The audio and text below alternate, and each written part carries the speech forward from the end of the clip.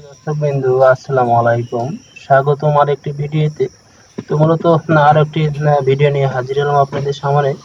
তো আজ আলোচনার বিষয় হলো ছোট্ট একটি ছাদ বাগানে এই সিজনে আপনি কি কি লাগাতে পারেন, অথবা আমার ছোট্ট একটি ছাদ বাগানে কি কি গাছ রয়েছে আপনাদের দেখাবো।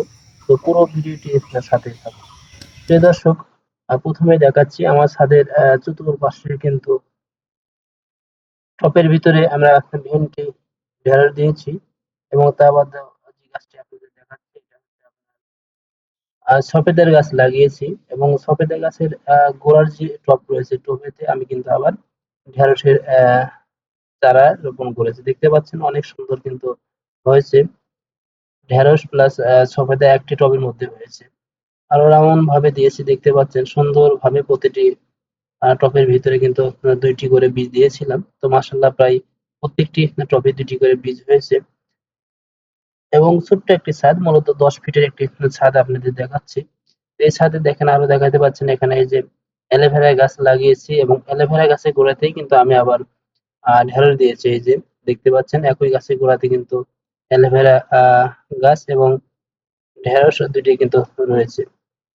এবং এই পাশে যদি দেখায়, দেখতে পাচ্ছেন এই যে এখানে রয়েছে ড্রাগন, তার পাশে রয়েছে যে পেঁপে রয়েছে, রেড লেডি পেঁপে রয়েছে। রেড লেডি পেঁপের গাছের গোড়াতেও কিন্তু আমি আবার এই যে ঢেঁড়স দিয়েছি।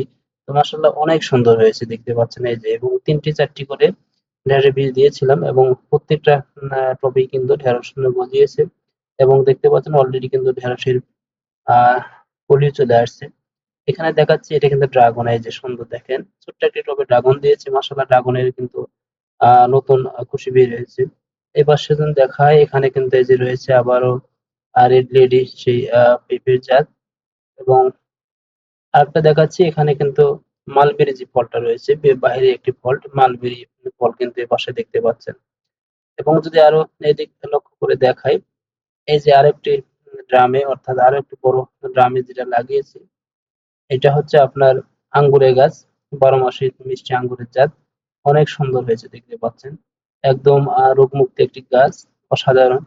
তো দর্শক, আপনারা চাইলে আপনাদের ছোট্ট ছাদেও কিন্তু এইভাবে অনেক প্রকারের গাছ লাগিয়ে সেখান থেকে কিন্তু ফল অথবা সবজি খেতে পারেন। দর্শক, ধন্যবাদ জানাচ্ছি ভিডিওটি দেখার জন্য। আসসালামু আলাইকুম রহমতুল্লাহি ওয়া বারাকাতুহু।